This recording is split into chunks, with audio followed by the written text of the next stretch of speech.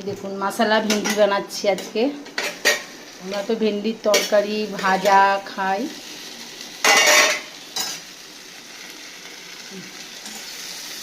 ভেন্ডিটাকে লম্বা লম্বা চিড়ে চিড়ে কেটেছি, মাঝখান দিয়ে ফাঁক করে করে কেটেছি। এরকম এইভাবে সরু সরু করে কেটেছি। পেঁয়াজ একটু খুব ঝিরে ঝিরে না, মিডিয়াম সাইজ করে পেঁয়াজ কেটেছি। এই যে পেঁয়াজগুলো এইভাবে প্রথমে একটু কড়াইতে কালো জিরা জিরে ফোড়ন দেবেন, তারপরে ভেন্ডিটাকে দেবেন, নুন দেবেন না।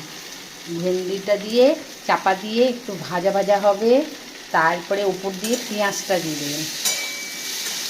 পেঁয়াজটা দেওয়ার পরে এবার নুন দিয়ে একটু চাপা দিয়ে ভাজা করবেন।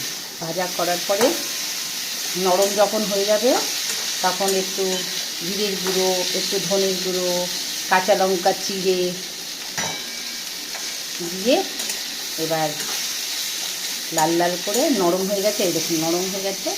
এবার ভাজা হচ্ছে মশলা ভেন্ডি। একটু জিরে গুঁড়ো দিয়েছি, একটু ধনের গুঁড়ো দিচ্ছি, সামান্য একটু গরম মশলা দিচ্ছি।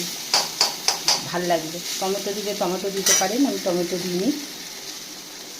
এই মশলা ভেন্ডি আজকে দুপুরবেলা মনে হবে। মশলা ভেন্ডি আজকে ভাত হচ্ছে।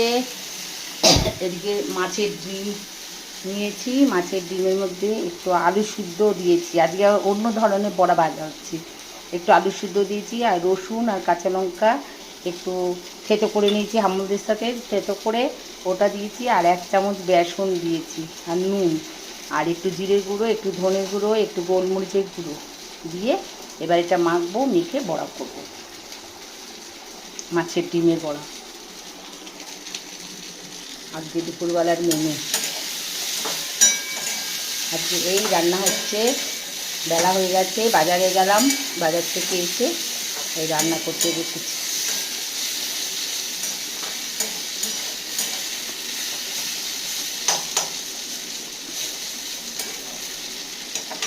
এটা রুটি দিয়েও ভাল লাগবে, গরম ভাত দিয়েও খেতে ভাল লাগবে।